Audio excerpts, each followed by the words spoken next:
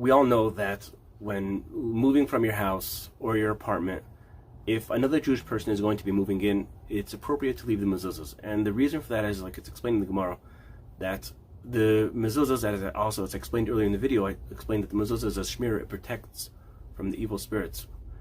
And the reason why you're supposed to leave the mezuzahs for the next people who are going to be moving in is because if you remove the mezuzahs from your house, that allows, so to speak, you took off the alarm, you took off the guard of the house, and that allows the evil spirits to come into the house and to cause damage, so to speak, to the future inhabitants.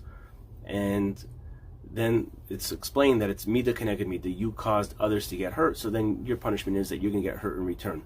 So to prevent that, it's written that when you leave your house, your apartment, it's appropriate to actually leave the mezuzahs there and not take them off. This house should not go a moment without the mezuzahs in order to keep the shmira intact. Now, that could be challenging for a lot of people. Let's say you bought beautiful mezuzahs, it's a lot of money. It could be thousands of dollars if you have many doors in the house.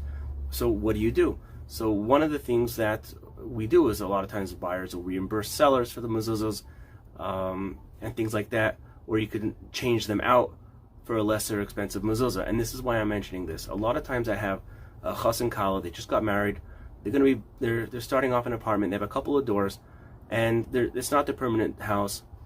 Or even somebody starting off in a smaller house, they say, well, this is not my house where I'm going to live till my end of days. I'm going to be selling this in 7 years or 10 years, and I'm going to be buying a bigger house.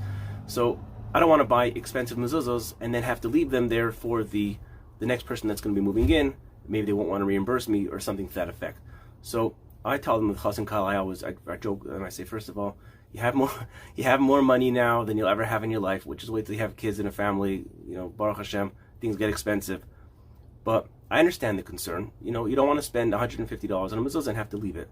So what they want to do is buy the least expensive mezuzah and have it on their apartment for whatever, a couple of years, as long as they're going to be in that apartment.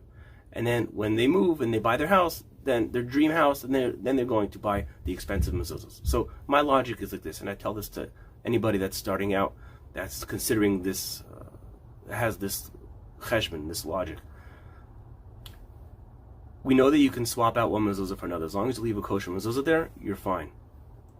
So why buy the 50 or 70 whatever dollar mezuzah, those 5 mezuzahs, and put them on your apartment, and then have to be under the influence, so to speak, of these cheaper mezuzahs that we don't know who wrote them, we don't know if they were written properly, we don't know, there could be problems in the letters, missing all the details. Why live under the influence and the protection and fulfill the mitzvah on the level of when we're basically the Yevon mezuzah for those couple of years, when you could just as easily buy the Mehudar Mezuzahs now and have those on your apartment or on your house, and then when you are going to move, buy the cheap mezuzahs then, and then leave them there and take your beautiful mezuzahs with you, right? So you're going to be buying the cheap mezuzahs eventually, and you're going to be buying the expensive mezuzahs.